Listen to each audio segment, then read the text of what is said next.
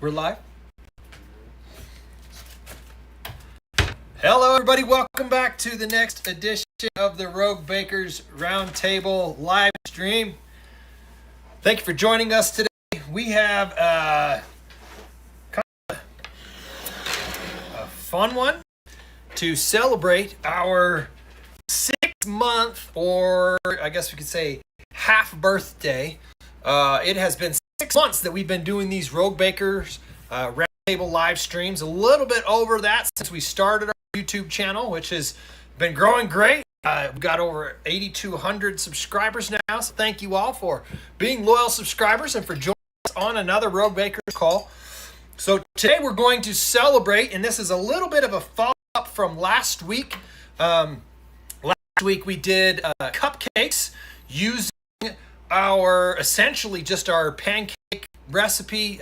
We've done a couple of videos showing you how to make pancakes and Ebelskivers and waffles using essentially just sourdough starter with a few other ingredients, baking powder and salt and a little bit of sugar.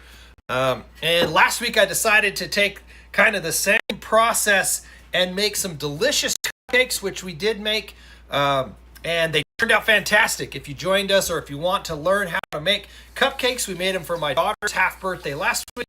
And this week I wanted to try, which you can see we did very successfully, to make cakes. So actual full cakes. They're still a little bit warm, and so in a little bit after they've cooled off, we'll use this to level them off and then stack and make our half birthday cake to celebrate the Bakers Roundtable half birthday.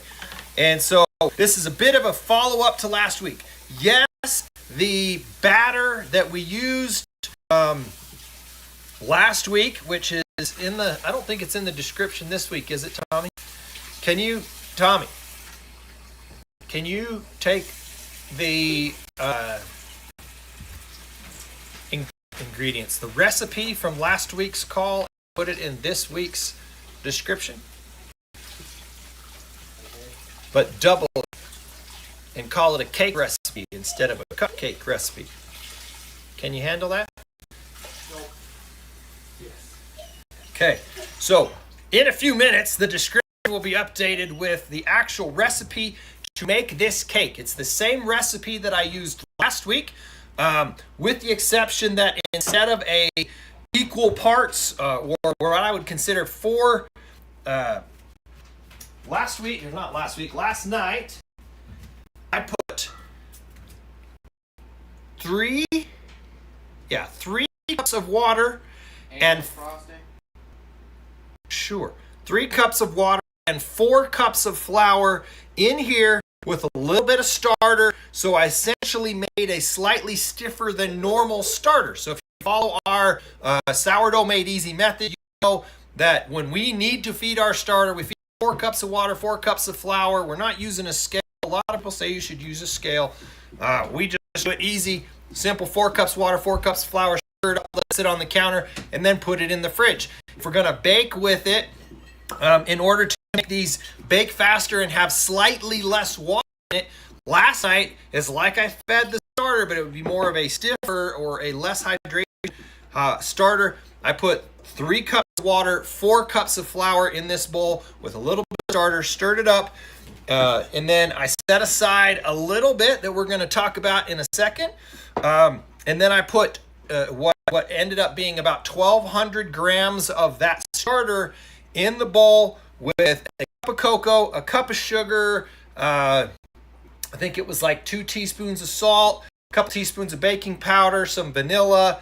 I forgot the eggs. So I baked this without eggs.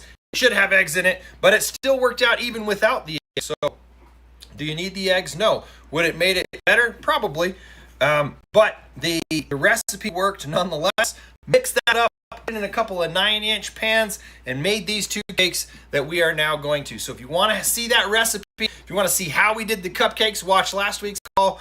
And otherwise, you've now got a recipe that will work for cupcakes or regular cakes like you see here. We chose a chocolate cake, whereas last week we did both chocolate and strawberry with freeze-dried strawberry in it.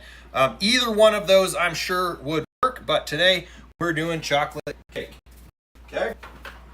So this is the kind of the wrap up of last week. Yes, those cupcakes turned out amazing. They all did. Both the chocolate and the strawberries was great. Fantastic frosting that my wife has done, and we got some over here that's about finished to on those once those cool off a little bit more. In the meantime, we're going to show you what we're doing with the rest of this starter. So this is essentially about a cup of our starter, but it was slightly less liquid than our normal starter, but you can do this with your normal starter or this as well. It'll work. But the question that we want to answer on today's call is how and why. So I'm going to say why first. Why would you want to? Why do you want to? Why should you want to keep some backup sourdough starter on your shelf just in case?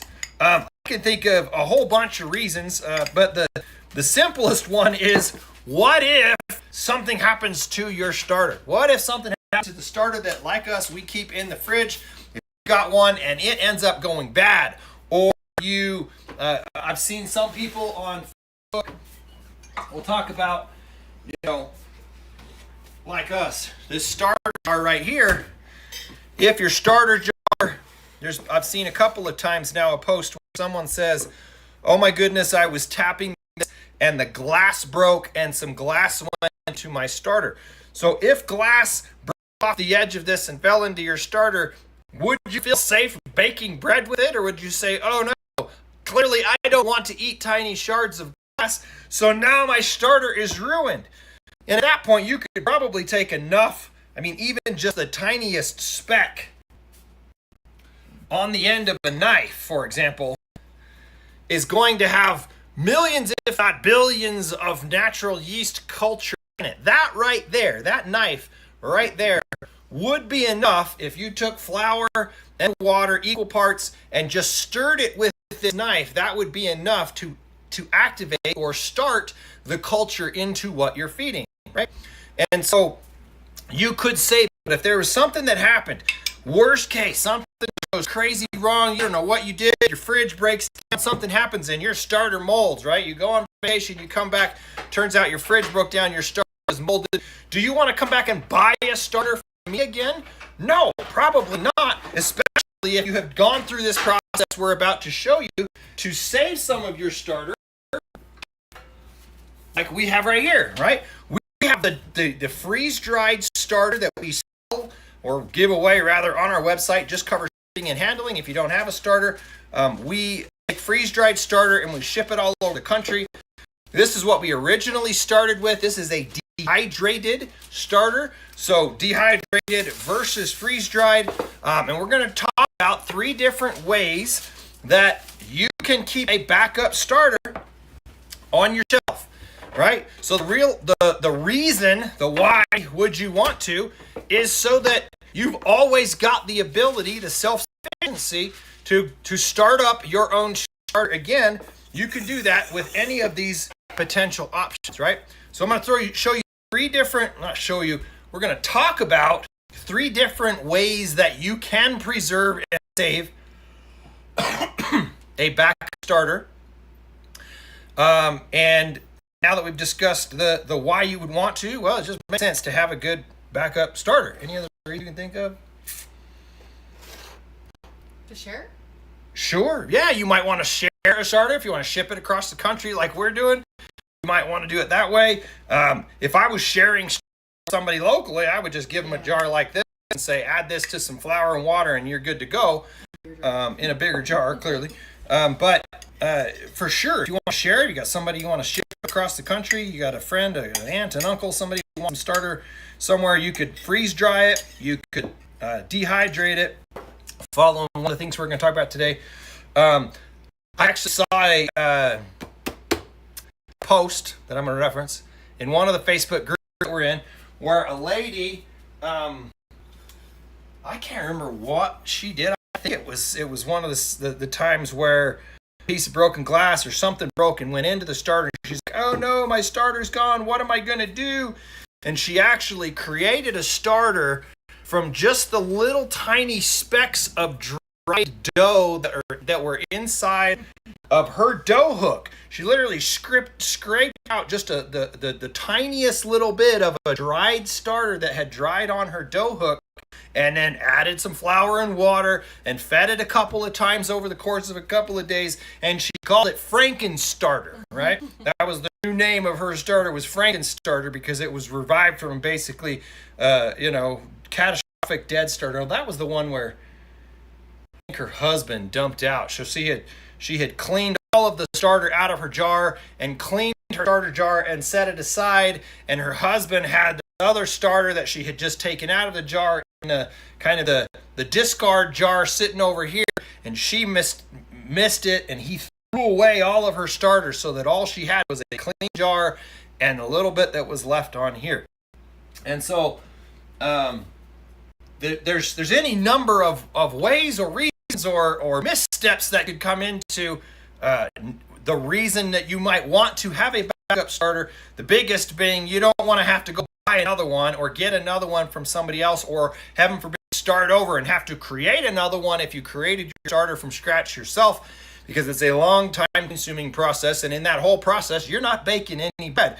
Whereas if you have seen in our videos, we have a video we did where we talked about freeze-dried versus dehydrated starter, and it turned out that the freeze-dried starter reactivated almost a full day ahead of the dehydrated starter.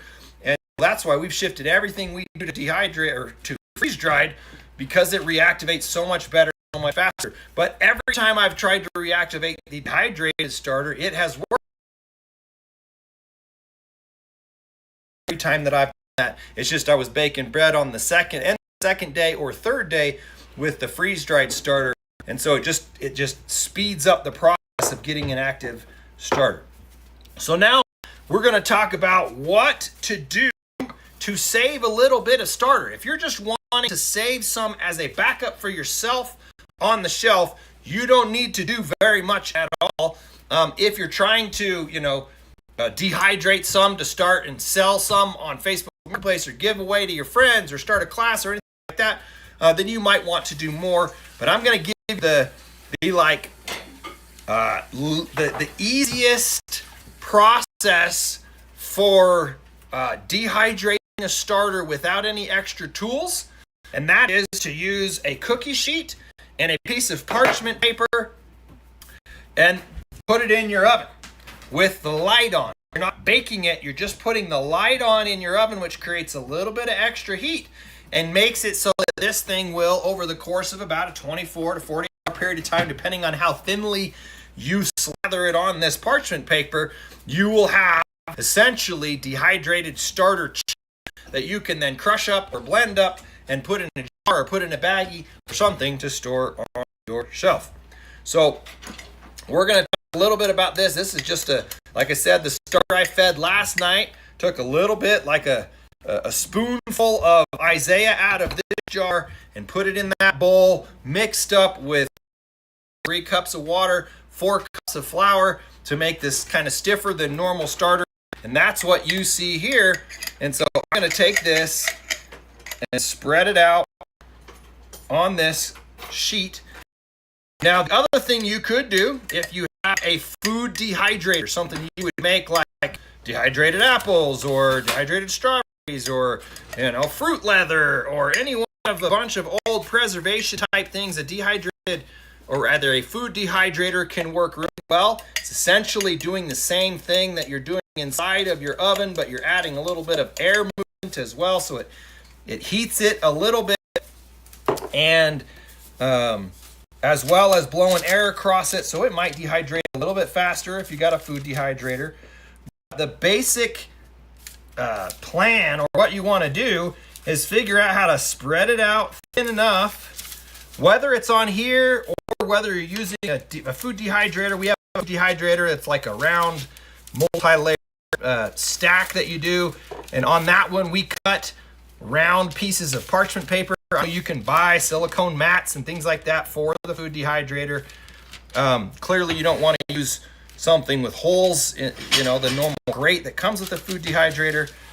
But when it comes to just, I want to have a backup just in case on my shelf so that I'm never without my sourdough starter, this is the easiest, most simple handoff, low-tech option that you can get. And that is to spread it out on parchment paper like you see here, on a cookie sheet. The thinner you make this layer, the faster it will dehydrate, right? Now, if you're doing this like us in the oven that you're baking in, right, we have cookies to bake tonight for Harvest Host guests. We got 3 loaves of bread to bake tonight for Harvest Host guests. You might just need to leave it out on the counter while you're using the oven and then put it into the oven with the light on after your oven is off or whatever. Clearly, it's going to take about 24 hours or so in your oven before this becomes, can you see that on B-roll camera? Yeah, smeared that out. That's it right there. Now you put that in your oven with the light on to create a little bit of heat, and over the course of 24, 48 hours, depending on how humid it is where you're at, we're in the desert, it's going to dry out pretty quick. The goal is to get this to be dry, crunchy, with no water left in it, and then that's what you can pick up and put in your jar of dehydrated sourdough starter. The other way, like I said, that we've done, this was all dehydrated in our food dehydrator, which is just like fruit leather, but you're using sourdough starter instead. And then the third way, we actually don't have a freeze dryer, believe it or not, even though we ship freeze dried starter all over. But one of our neighbors here locally in our church has one, and she's let us use hers. So we're in need of more freeze dried stuff. We feed our starter a ton and take a bunch of jars of starter over to her place, and she pours them into her freeze dryer, freeze dries it, and then gives it back to us in Mylar bags, etc. So Darlene's been great, and so those are kind of the 3 ways that you do it. If you have a freeze dryer, that's going to be the best way to do it as far as quickly reviving the starter in the future, or making it easier for someone that you're giving starter away to revive their starter. But as far as just the simplicity of having something as a backup just in case, this is like the most low-tech, simplest way to do it. Take some parchment paper, smear a layer like that on there, and then put it inside your oven on, and then once it's done, you'll be able to break that off into a jar, and you will have a backup sourdough starter. You see Brooke behind me here just quickly threw in our bread our bread order that we've got for Harvest Host guests that are here. So we got 3 loaves of bread going in, and now that you know how to and why to break up your sourdough starter, she's gonna finish the icing while I cut the top off of those to level them out. I think they probably cooled off enough. And then we will kick off this celebration, our half birthday of Rogue Bakers, and go from there. So you go ahead, do that. If you have any questions about freeze-dried or dehydrated sourdough starter, or to do it, etc., then feel free to put those questions in the chat box, and we'll go from there.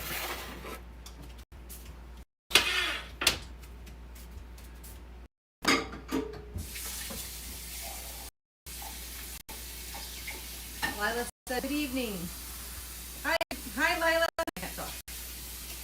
Okay, I got it.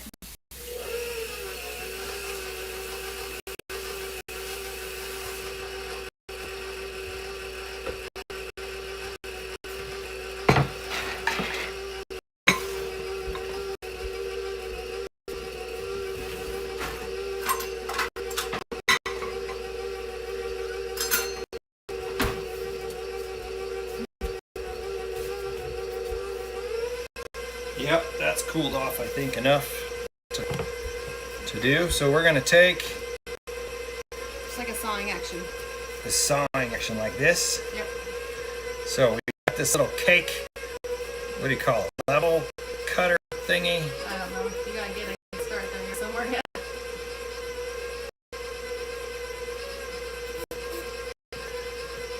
And we just want to have a slightly more flat cake. There you go.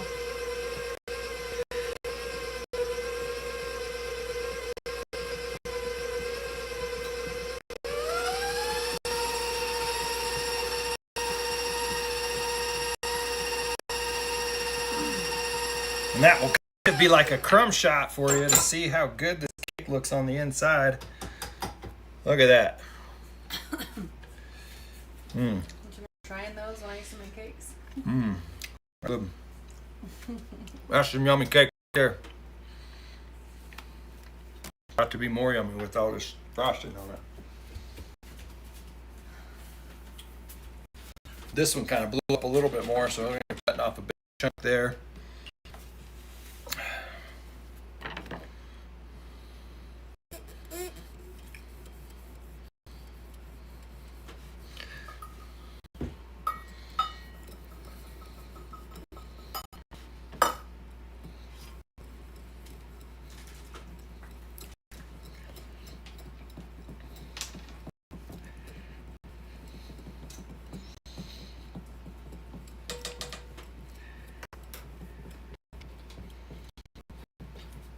So this is a delicious, long fermented sourdough cake.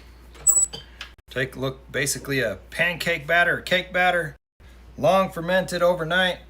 And now we're going to load it up and make a double-decker birthday cake to celebrate our half birthday here. What do you think? You almost done over there? I gotta run it now. You ready for me to run it? Go hard. She's gonna run it. It's gonna get loud. Making whipped frosting over there. Any comments or questions have come in? As we go ahead and build this together, let's shift into the Rogue Bakers Unite. Hashtag Rogue Bakers Unite portion of the call.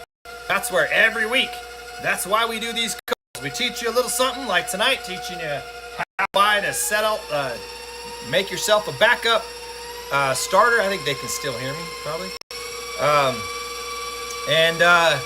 And then we open it up for you to have any of your questions answered from the people at Sourdough Made Easy, knowing that we do things the easy way. We don't know how to do all of the hard, complex stuff because we just learned how to bake delicious bread the easy way, and that's what we've been doing since. We got overwhelmed with all of the old sourdough or cult-like sourdough rules that everybody tells you need to do. Figured out a way to break all of those rules, and now we're teaching that to as many people as we can to help you realize that sourdough doesn't need to be hard. So while we're putting this together and getting ready for our celebration, let's open it up to you. If you have any questions, if you're watching this after the fact, you're watching the replay, we will answer your questions in the comments. But for now, if you joined us here, you're going through the challenge, whether you're new to the Rogue Bakers, whether you're rehydrating your starter right now or baking your loaf or needing to solve some problems with the loaf, whatever it might be, feel free to ask those questions now.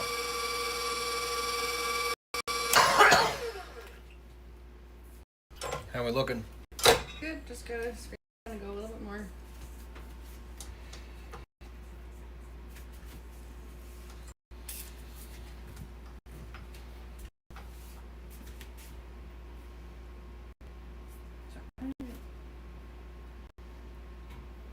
No questions yet. Huh? Got 4 people. Say hello. Where are you at? 14 viewers. You must all be pro bakers that don't have any questions for us. Share with us what you've been.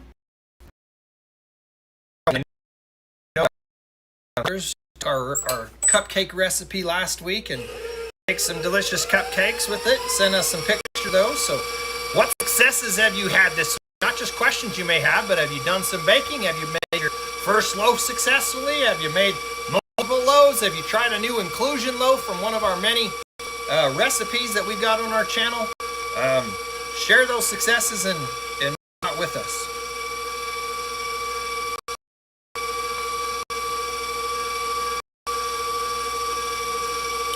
That's a cake.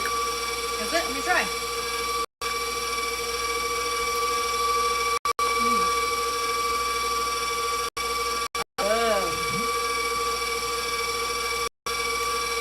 I tried to make it low sugar. I only put a cup of sugar in both of them, so total half cup in each. Whereas the other cake recipes I've seen, it was like more sugar than flour. It's still nice and sweet, and it's not going to be too sweet once you get the frosting on it. Some cakes are just so sweet, like too rich. And what I like to personally, chocolate cake, the vanilla to help cut the richness, I guess, of the chocolate. That is really good. For, you know, everybody's always so surprised when we tell them, oh, these cupcakes or these cookies or sourdough. They're like, really?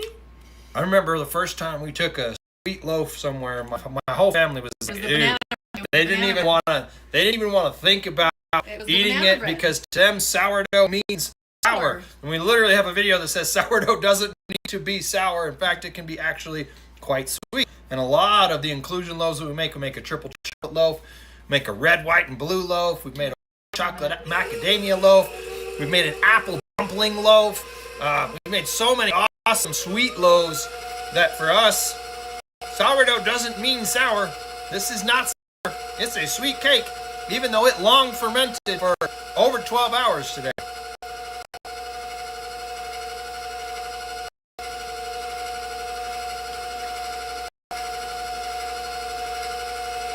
So no comments or questions? Someday, we will have a big enough channel that there will be tons of people coming here asking us questions about their sourdough. But for now, I'm good with it.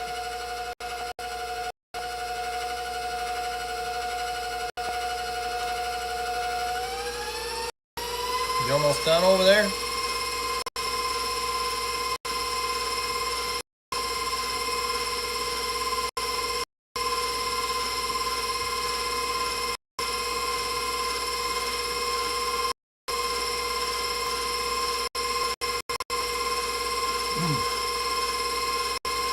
That's yummy. I did not double the frosting. I did not realize I doubled that recipe until you said it while I was making it. Let's just make it work.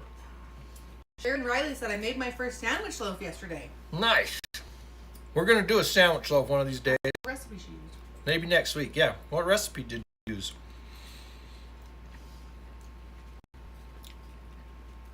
I know Bridget made a great sandwich loaf with the Farmhouse on Boone, I think's recipe.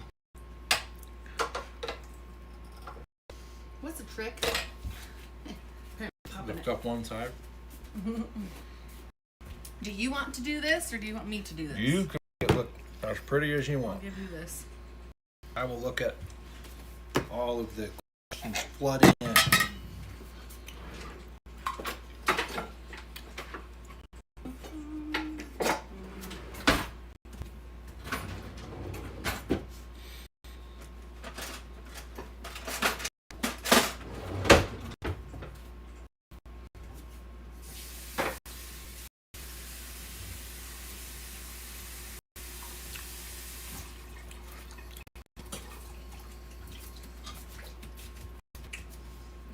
Fancy spatula thingy.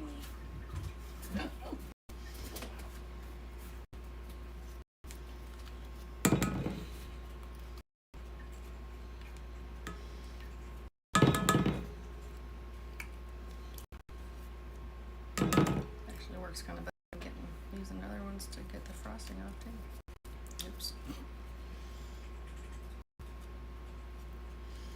And then you're gonna mix it like you're gonna make the thing. Remember you used to do with the cake topper and that? You would put frosting on it and then eat them together. Once upon a time, I made cakes. Yeah, she had a cake, wedding cake, It was sort of. I made one wedding cake. some birthday cake. Yeah. I made my first sandwich loaf. Then she realized that yesterday. the time and effort it took, I don't think was worth the payoff. What'd you say? This is not gonna Hey. make enough. I'll whistle. Did you see Sharon? Yeah, we already talked about it. And she said I'll have to look it up, the recipe, what she used.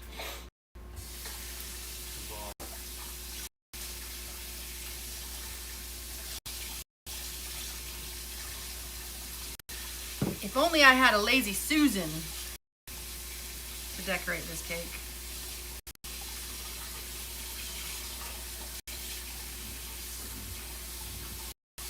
Doo-doo-doo.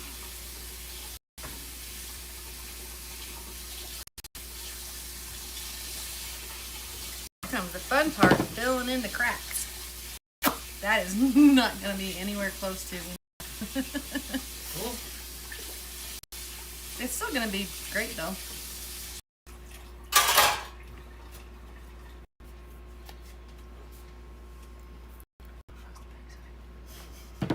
Maybe. We'll see. I don't know if you heard her a minute ago, but I doubled the cake recipe. She did not double the icing recipe. So I did not know he doubled. this is going the to cake be recipe. a lightly iced cake, I suppose. It'll still have plenty of icing. Did you put icing in between them? No, No. you put them together and I forgot about it. Go, cake baker. This will be fine. It's still gonna taste delicious. Exactly. You know, might be a little bit. See, we're not perfect.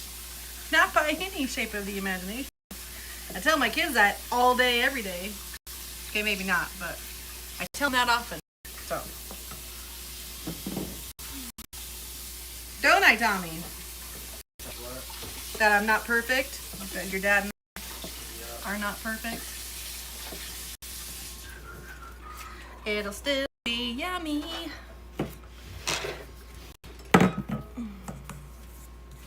Okay, maybe I do want my...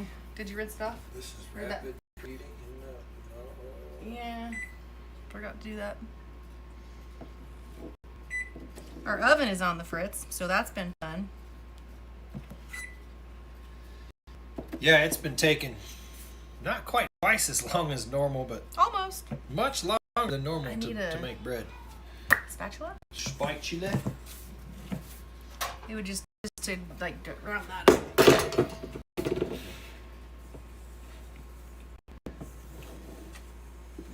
I can make cakes pretty when I recognize that I need more frosting.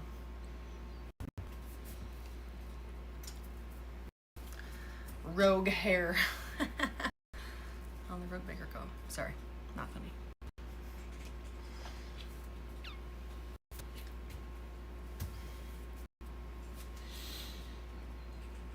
We're gonna cut a half candle and put it right in the middle. Well, if you'd like. Yeah.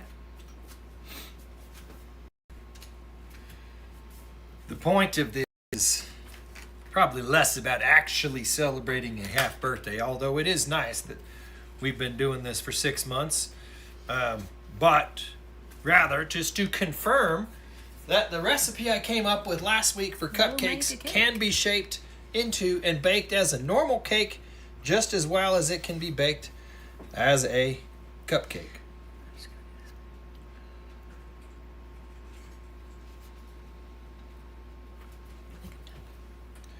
You still got more in here?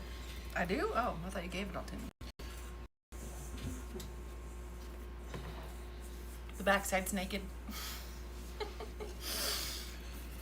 Put that on the backside. Whoop. That was close.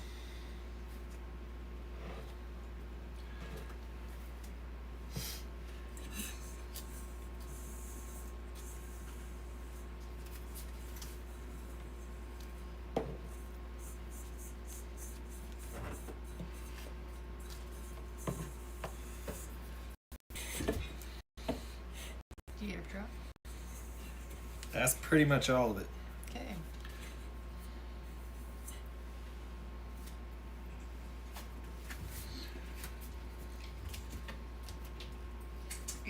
devoured, for sure.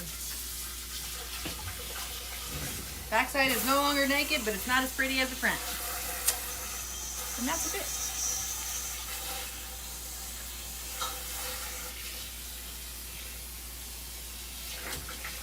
Oh, I don't want to put that on that.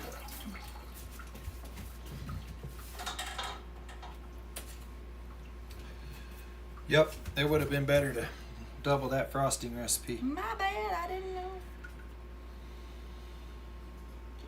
I guess I get to lick this. Okay, I guess so. So, folks, what do you think? We got a frosted half birthday cake made from our sourdough, long fermented, essentially stiff starter. Any other questions have come in? No, sirree. We're gonna put a candle in it just for the sake of it. Heck yeah.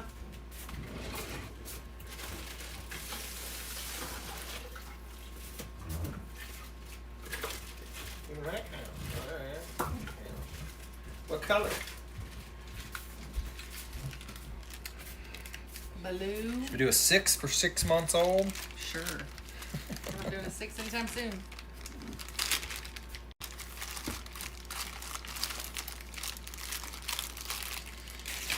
Here we go.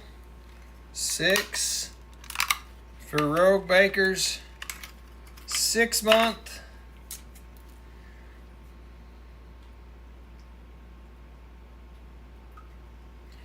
Can you get us pictures of that? Yes? Sure. On the live? Get some pictures. Well, then we're going to cut into it. Oh, gotcha. Always make sure your lens is clean.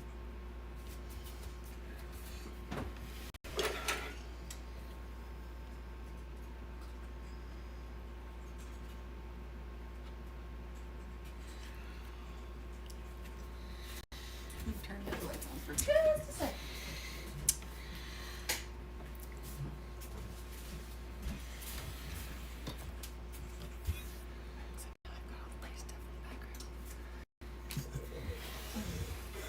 I've also been a photographer. She was a photographer for a while, too. Jack of all trades. We both are, aren't we?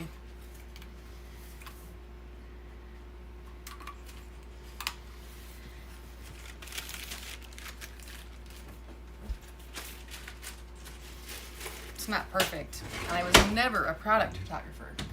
But, yeah. Are we going to just save that?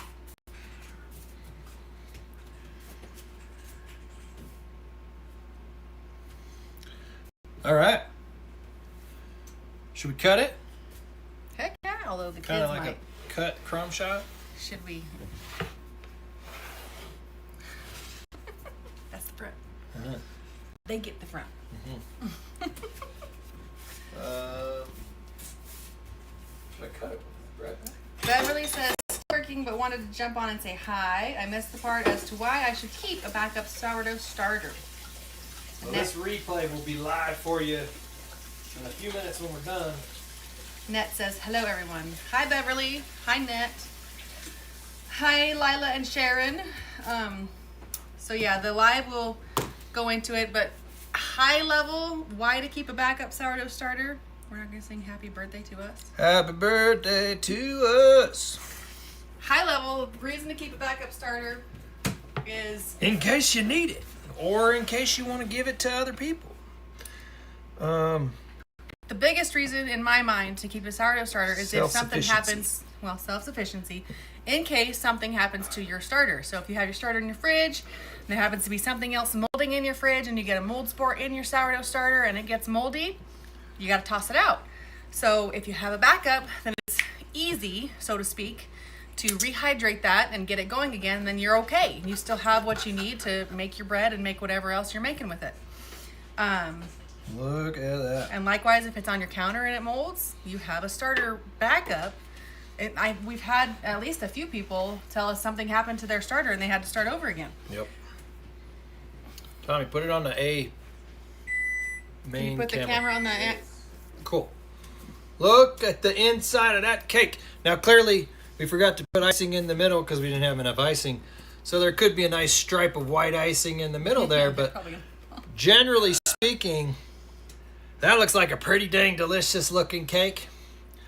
I'm not gonna, I mean, I already ate some of it, but we're gonna have dinner here in a minute, so. You want a plate? I'm just gonna, you gotta taste it. Oh, on camera, right? Gotta. That's just a good frosting. Delicious cake, good frosting. I think that's a wrap. Any other questions that have come in?